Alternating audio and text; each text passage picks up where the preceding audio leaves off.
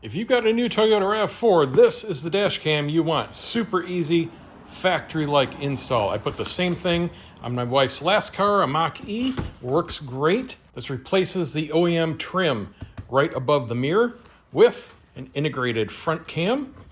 Plus, we've got a rear that we run underneath the headliner. Super easy, totally clean. Inside, we just have the instruction manual. You install the app. There'll be instructions on how to remove the OE part, and there may be a clip or two that we just have to move over from the OE part to put on here. They give you the rear cam and way more wire than you even need.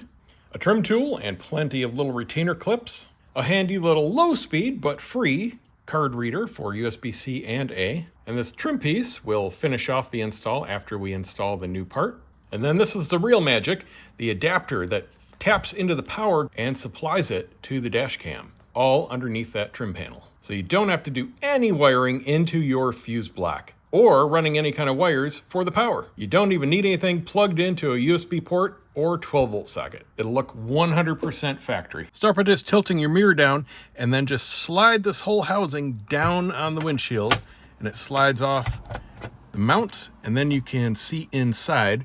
Now on the underside of this, I'm going to show you on the new part because it's easier to see on camera. This back cover is held on just with 2 tabs. Push on each locking tab. There's one on the outside on each side. And then the cover slides off. And with that out of the way, you can remove the main cover and then just store those safely in case you ever want to put it back. And these 2 little orange plastic clips, we're going to slide off the original part and put onto the new one. And all you do is gently pry up and then it slides right off. And it doesn't matter which goes where or what direction. They just clip right onto the new part. Wiring is super simple. This is our main power and mirror connector. We're just going to unplug that.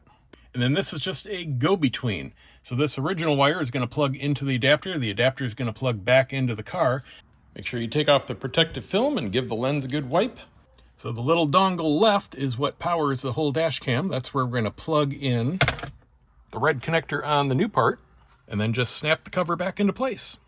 Now you don't have to run the rear cam, but if you do, this is where it would plug in, and then you just run the cable up in your headliner and wherever you want to install it in the car. Now we can snap this cover back into place and just make sure the cables are tucked in underneath. Then just pop on the new trim ring and you're done.